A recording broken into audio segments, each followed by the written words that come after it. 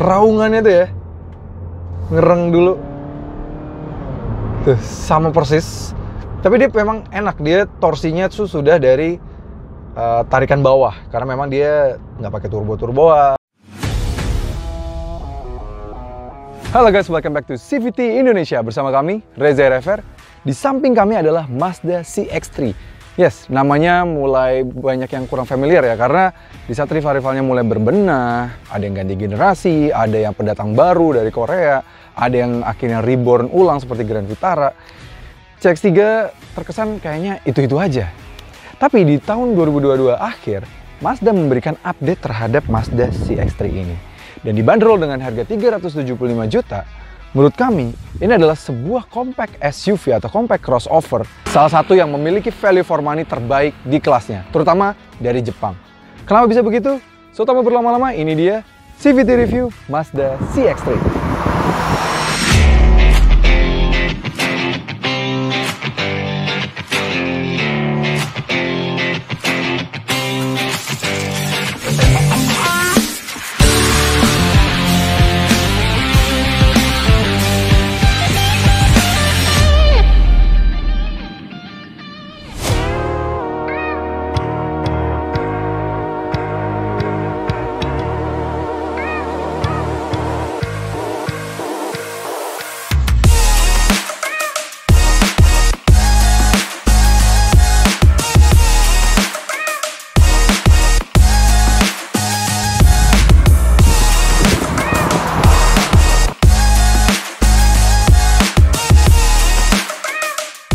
Yes, di samping kami adalah Mazda CX-3 tahun 2022 akhir yang mana mendapatkan update ya. Tepatnya katanya sih di Desember nih dapat model year update ini. Perubahannya seperti apa aja sih? Yang pertama adalah adanya warna baru. Oke, memang waktu di tahun 2021 Mazda menelurkan Mazda CX-3 dengan varian baru yaitu 1500 Sport, yang mana sekarang jadi ada opsi mesin 1500. Kalau dulu kan hanya ada opsi mesin 2000 cc saja kan. Nah, sekarang ada yang 1500. Yang 1500 ini sekarang dibanderol dengan harga 375 juta. Yang 2000 cc-nya sendiri harganya dibanderol di harga di 470 juta. Jadi hampir 100 juta lebih mahal dibandingkan dengan yang varian 1500-nya ini. Yang varian 1500 ini kalian sekarang di tahun 2023 awal kalian mendapatkan warna baru yaitu Platinum Quartz. Sejak waktu 1500 meluncur kan dapat warna baru ya, waktu itu polymetal grey ya waktu itu ya. Sekarang di update lagi dapat tambahan warna baru lagi yaitu Platinum Quartz. Jadi dia kayak gabungan antara warna putih broken white dengan warna gold gitu ya. Jadi hampir kayak zirconcennya juga si Mazda CX-5 yang Kuro gitu ya. Ini bagus banget kalau pagi kena direct sunlight seperti ini ya. Cantik gitu, beda di jalanan, nggak cuma sekedar warna silver, tapi dia ada keemasannya juga. Jadi bagus gitu ya. Overall sih kalau dari depan dia nggak terlalu banyak perubahan. Ini masih sama, dia menggunakan grill yang masih sama, bergaris seperti ini. Belum menggunakan basis desain terbaru, lampu juga masih sama, LED DRL, proyektor LED juga, fog lampnya juga sudah proyektor LED juga. Saya memang untuk bohlam dan untuk yang varian 1500 juga belum auto headlamp maupun auto wiper juga belum ada gitu dari depan. Dari samping dia bagusnya sekarang sudah menggunakan velg yang dual tone, dimensi yang 18 inci. Yes, lumayan terbesar di kelasnya. Rata-rata rivalnya mungkin ada yang 16 inci, 17 inci. Dia 18 inci, jadi bagus banget. Apalagi kalau secara dimensi, mobil ini kan sebenarnya compact ya. Kalau dibandingkan dengan rival-rivalnya yang udah di dimensi 4300 mm-an, dia masih di 4275 mm. Jadi dengan dimensi yang cukup compact itu dan velgnya yang cukup besar di 18 inci, rasanya kayak ngisi banget gitu velgnya. Bagus. Fitur wise dari samping spion dengan sen LED, terus juga keyless entry, dan keyless entry sekarang sudah kunci sudah baru, lebih besar, bukan kayak yang kurus-kurus lagi kayak Mazda terdahulu. Bagus banget. Di belakang juga belum ada update, tapi yang kami paling suka adalah dia sudah disematkan knalpot 2 muffler ya, kiri dan kanan yang asli, nggak cuma aksen doang. Jadi terasa sporty. Shark fin antena, defogger, spoiler masih ada. Nah, pada bagian bagasi memang harus diakui mobil ini bukan yang juara ya. Mazda selalu tidak pernah fokus soal practicality. Memang bukan fokusnya Mazda di sana. Jadi kalau soal bagasi mobil ini hanya di 268 liter saja. Dia kapasitasnya bisa dibilang paling kecil ya di kelasnya. Rival-rival udah mengecil nih, udah mau nyamperin dia gitu, tapi dia tetap aja paling kecil di kelasnya gitu. Kami sudah tes Dia untuk membawa sebuah koper besar dan sebuah koper kecil masih muat sih, tapi ngepas banget. Tapi kalau mau bawa stick golf ketika dua baris tegak tidak bisa, jadi minimal harus lipat salah satu. Dan kalau dilipat pun lumayan masih oke lah, masih di 1170 liter, jadi masih gede, jadi bisa menampung dua koper besar dan sebuah koper kecil. Jadi ya bukan practicality yang paling bagus di kelasnya, tapi at least kalau dibandingkan dengan Mazda 2, kalau kalian bisa cinta banget sama Mazda 2, ini adalah opsi yang lebih praktikal dibandingkan dengan Mazda 2. Ya, ini dia interiornya, kita nyalain dulu. Wih, keren banget ya, ada head-up display. Ini salah satu dari dikit banget mobil di kelas ini yang punya head-up display. Mungkin hanya dia dan juga Grand Vitara aja yang punya head-up display ya. Tanya AC dulu, panas banget nih, syuting lagi puasa nih. Di interiornya memang tidak terlalu banyak perubahan. Dia kalau bahan-bahan dari joknya itu masih sama. Dia insertnya tuh mostly memang didominasi dengan kulit di pinggiran kanan dan kiri. Dia baru di tengah sini ada fabric saja. Dan jujur menurut kami ini joknya itu dia tebal sebenarnya, premium. Tapi dia bisa membuat jok itu tetap squishnya pas gitu, jadi tetap empuk di tengah sini. Jadi ke badan kita pun tetap enak, meskipun kiri dan kanan tetap suportif. Enak banget. Dan ini juga sampai ke belakang ya, di belakang juga sama. Dan yang menariknya, sekarang di model sejak tahun 2022 ke atas, 2023 awal gitu ya, dia sudah mendapatkan tambahan head unit yang baru, sekarang jauh lebih besar. Dia sudah tetap menggunakan MZD Connect, dimana MZD Connect ini sekarang 10 inch, bagus. Dia sudah support Apple CarPlay maupun Android Auto secara wired maupun wireless. Jadi kalian mau pilih mau pakai kabel maupun wireless juga bisa gitu ya. Dan kalau jadi buat orang yang masih suka pakai kabel gitu ya, kayak kami pribadi jujur masih lebih suka pakai kabel karena apa, baterainya nggak cepat rusak. Karena kalau pakai wireless kan baterainya panas tuh, terus-terusan panas kan, bisa draining baterai dari HP kita. Nah, jadi pakai kabel masih bisa di sini. Tapi tenang aja, sekarang juga ditambahkan juga fitur wireless charging di tengah sini, gitu. Jadi nice banget, di sini juga tetap ada wireless charging, kita bisa mengecas. Dan uniknya Mazda tuh selalu ya, kalau kita mau ngecas dari HP kita at least semua pintu harus tertutup. Dan karena dia mendelep ke dalam ya, jadi HP-HP yang besar di atas 6,5 inch itu kita bisa langsung kesangga di situ. Tapi kalau yang di bawah 6,5 inch, misalnya kalau kayak iPhone tapi yang bukan yang Max-nya, bukan yang Plus-nya, itu kalian diberikan penyangga sama Mazda-nya dan disiapin ketika membeli pertama kali. Nih, kayak gini. Unik banget ya. Sudah disiapkan penyangganya di tengah sini. Jadi kita taruh aja penyangganya, nanti kita bisa taruh HP kita di tengah sini untuk mengecas gitu. Nice banget. Head-up display tetap ada. Jadi nothing much. Sini juga dashboardnya juga bagus, sudah dibalut kulit, enak gitu ya. Dia juga rasanya tuh feel premium banget, apalagi di atas juga tetap masih ada overhead console-nya seperti tempat kacamata, lampu, sun visor dengan kaca. Tapi memang belum dilengkapi dengan lampu, sayang banget. Dan yang baru lagi memang di 1500 ini sekarang kan memang dia sudah dilengkapi dengan pedal shift. Jadi feel sporty itu kerasa banget. Jadi kami suka lagi, dia juga sudah disematkan mode sport. Sayang memang ketika dipindah ke rubah mode sport, dia belum kayak Mazda CX-5 yang speedometer jadi warna merah gitu ya. Dan head-up display juga bisa menampilkan tidak hanya speedometer, tapi juga bisa menampilkan safety kita juga. Karena mobil ini sudah dilengkapi dengan fitur safety, blind spot monitoring, dan juga rear cross traffic alert. Jadi bisa muncul di head-up display kita juga. Untuk pengaturan kursi dan setir, kursinya dia sudah bisa maju mundur dan juga head adjuster. Masih oke, setirnya juga sudah bisa tilt dan teleskopik gitu. Sisanya sih nothing much. Tadi kami bilang bahwa dia yang untuk varian ini tidak ada auto headlamp. Di sini juga tidak ada auto wiper. Sayang banget. Dan ya, inilah interiornya. Tapi menurut kami sih interiornya walaupun sudah cukup berumur, ini masih bagus sih, masih cukup timeless. Kami yang ganggu adalah sedikit aja pada layar entertainmentnya. Seharusnya kalaupun mau diupdate nih layar entertainmentnya, pakailah yang punya Mazda CX-30 atau Mazda 3 gitu yang sudah entertainment terbarunya Mazda. Ini udah berumur berapa tahun, ini udah mau 10 tahun entertainment seperti ini tidak diubah dengan tampilan yang masih sama persis gitu. Seharusnya bisa diubah gitu ya. Tapi nggak apa-apa, ruang penyimpanan juga masih cukup oke, masih ada center console di sini dan bisa di-adjust lagi center console yang mau dibuat lebih lebar, bisa mau dibikin split juga bisa, dijadiin cup holder juga bisa. Jadi kayak unik sih. Jadi kalian bisa mendapatkan beberapa opsi ruang penyimpanan di tengah sini. Oke, kita lihat bagian mesinnya. Oke, ini mesinnya. Kap mesinnya berat ya. Saya memang belum pakai hidrolik, ya nggak apa-apa lah ya. Dan dia juga kap mesinnya belum dikasih peredam di sininya. Mungkin karena ini sudah diberikan cover, jadi sudah cukup meredam dengan sangat baik. Oke, ini dia mesinnya. Mesin 1500 cc, varian 1500 cc ini namanya varian 1500 cc Sport. Gitu ya. Kodenya F45 Skyactiv G 1500 cc, 4 silinder, tenaganya 111 PS, torsinya di 145 Nm. Jadi cukup oke. Tenaganya memang bukan yang paling besar di kelasnya kalau secara spesifikasi ya.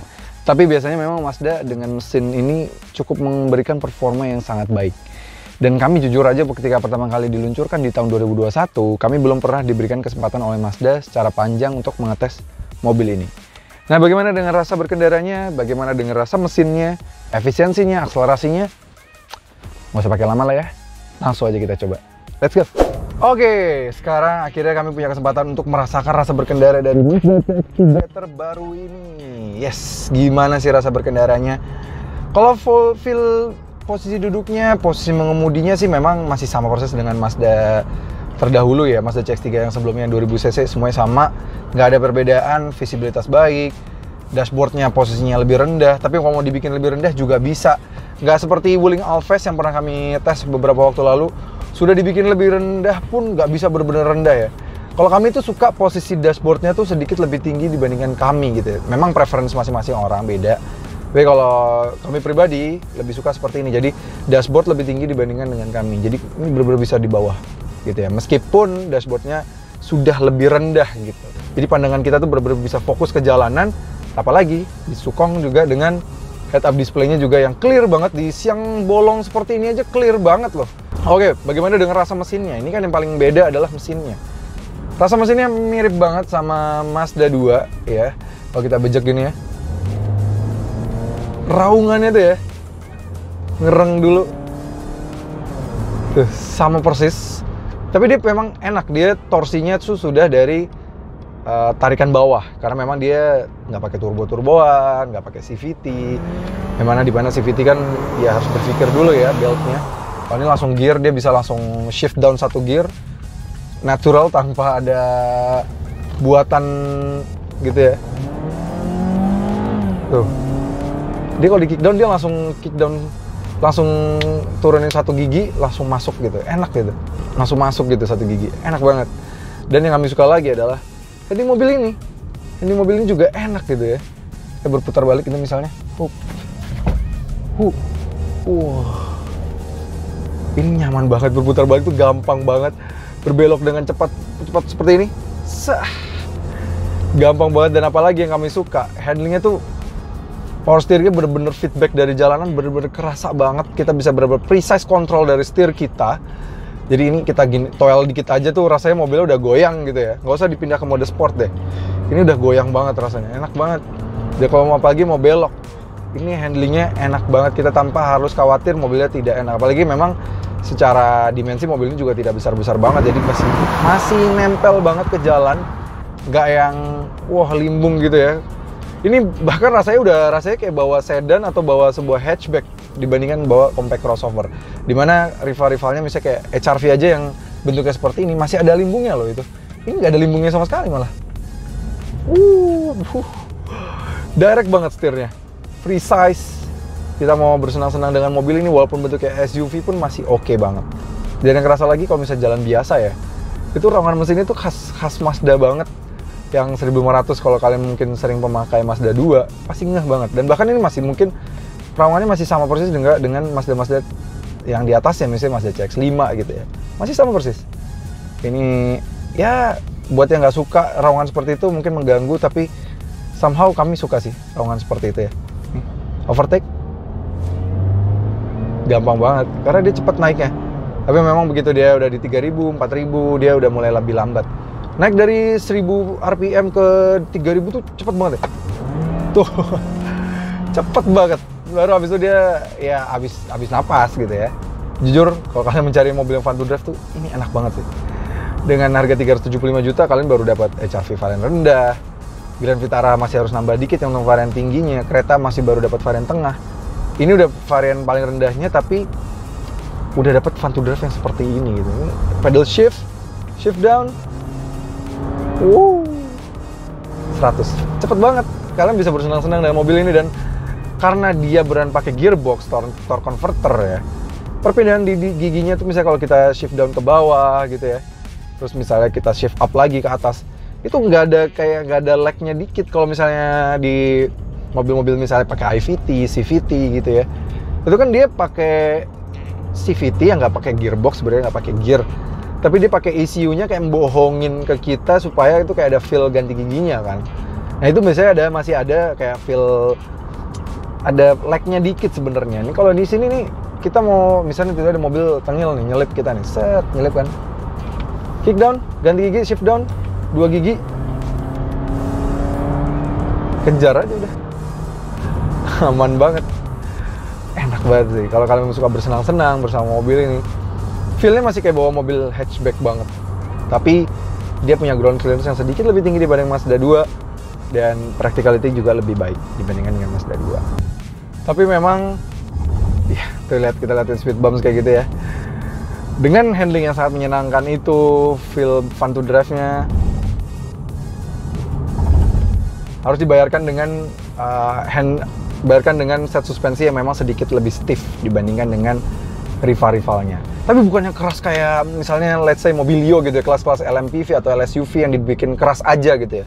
Ini kerasnya tuh kayak suspensinya solid gitu, rasanya kayak suspensi premium. Jadi bukan cuma sekedar hajar doang, dia kayak peredamannya bagus, tapi memang keras, stiff gitu ya. Kalian bisa merasakan sendiri. Tapi ketolongnya, kursi dari mobil ini tuh empuk gitu. Jadi enak yang seperti kami bilang tadi. Jadi nolong banget, ngebantu banget kalau misalnya ngajar speed bumps jahanam seperti di BSD gini kan, speed bumpsnya tajam-tajam gitu ya.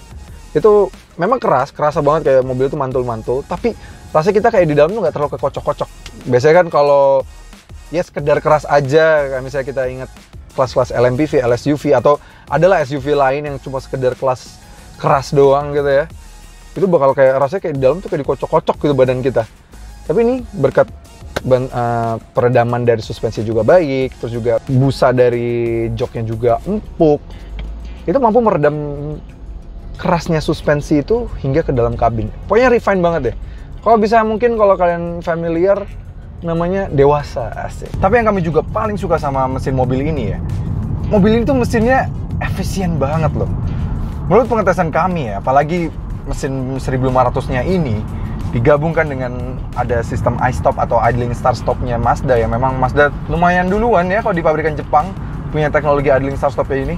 Dalam kota tuh bisa di 14,4 km per liter. Ini irit banget. Memang sih harus diakuin, sistem idling start-stopnya kurang intuitif karena nggak bisa langsung berkali-kali gitu ya. Kami bahkan menemukan di sebuah low MPV itu idling start-stopnya bisa berkali-kali nyala lebih cepat lah dibandingkan dengan i-stopnya dia. Dia kayak misalnya habis nyala, habis itu ketemu traffic berikutnya belum tentu nyala gitu ya. Tapi nggak apa-apa, at least sudah membantu efisiensi. Jadi kami ketika full to full dengan kecepatan 22 km per jam masih bisa mendapatkan 14,4 km per liter. Rute luar kotanya juga lumayan brilian. Dia rute luar kota masih bisa di 18,7 km per liter dengan kecepatan rata-rata 100 km per jam. Luar biasa banget.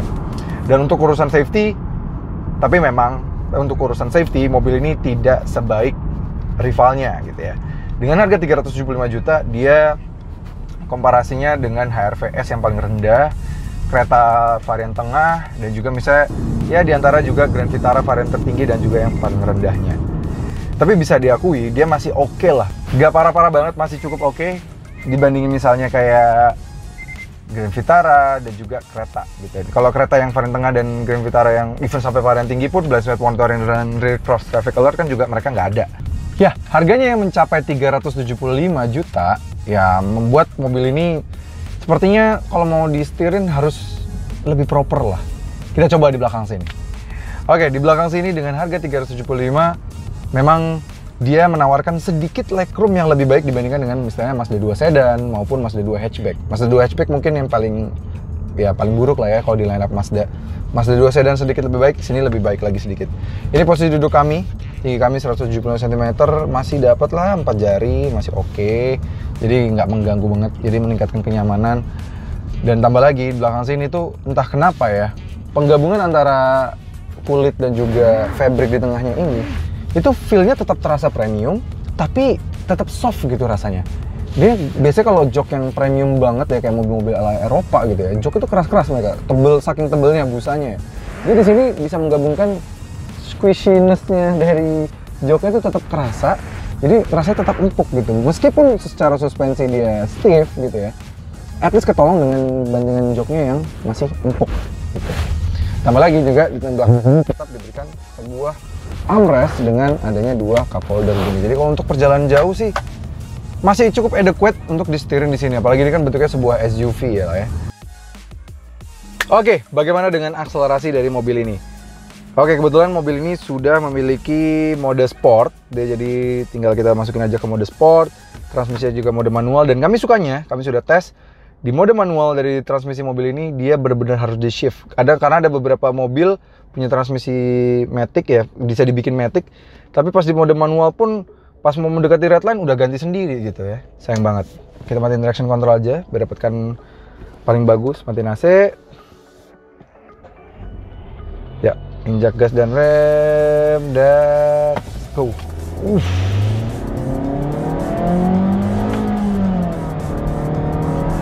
Enak banget sih pakai pedal shift ya. Dan 100. 0 sampai 100 mampu ditaskan dalam waktu 12 detik saja. Yes, 12 pas. 12,06. Jadi kayak sebenarnya 12 pas lah ya. 12 detik saja itu sudah bagus banget. Ya memang kalau bisa dikatakan dia bukan yang tercepat di kelasnya. Masih ada kayak kereta sih, menurut kami kereta lebih cepat 0-100 dari mobil ini. Karena memang kereta juga punya horsepower lebih besar dan transmisinya juga lebih cerdas kayaknya ya. IVT itu. Tapi kalau dibandingkan sama si HR-V, misalnya SX4 S-Cross, itu ini sudah lebih baik karena mesinnya yang 1500 cc.